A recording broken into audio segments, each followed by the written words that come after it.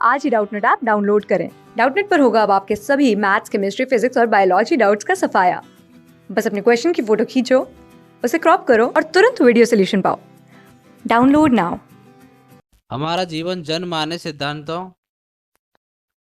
अनुभवों और सांस्कृतिक संस्कारों के संबल से समस्त सृष्टि के लिए एक महत्वपूर्ण बनाए। परोपकार की भावना उन्हीं में एक है। मानव को दूसरे मानव के प्रति वैसा ही संवेदनात्मक उत्तरदायित्व निभाना चाहिए जैसे कि वह स्वयं के प्रति निभाता है।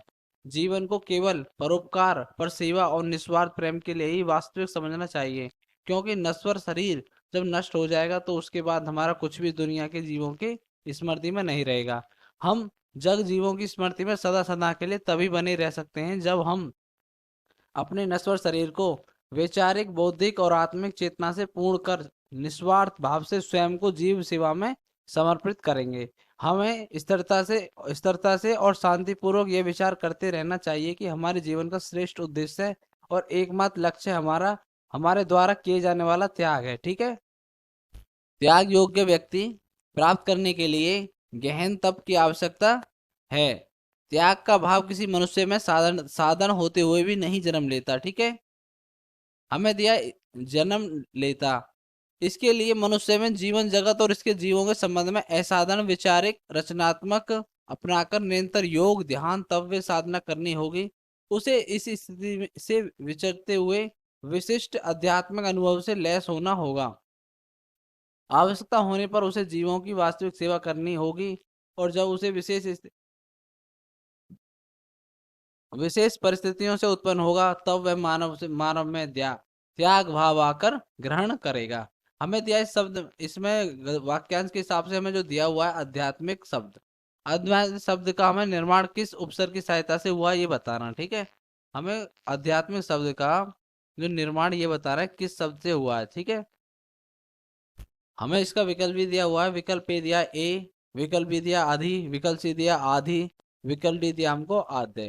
तो हमें सबसे पहले उपसर्ग के बारे में पता होना चाहिए। उपसर्ग क्या होता है हमारा? उपसर्ग उपसर्ग हमारा वो होता है, शब्दांश होता है जो हमारे शब्द के आगे लगता है, जिसका एक अर्थ होता है, और जिस शब्द के साथ लगता है उस शब्द का अर्थ चेंज कर देता है। अब जैसे हमें ये शब्द दिया हुआ है आध्यात्मिक। ठीक। आध्यात्मिक ये शब्द दिया हुआ है। अब इसमें हम देखते हैं हमारा उपसर्ग क्या निकलेगा। हमारे इसमें से उपसर्ग जो निकलेगा, हमारा शब्द निकले उपसर्ग जो निकलेगा वो निकलेगा आधी। ठीक। और इसके अंदर जो मूल शब्द निकलेगा वो क्या होगा? आत्म।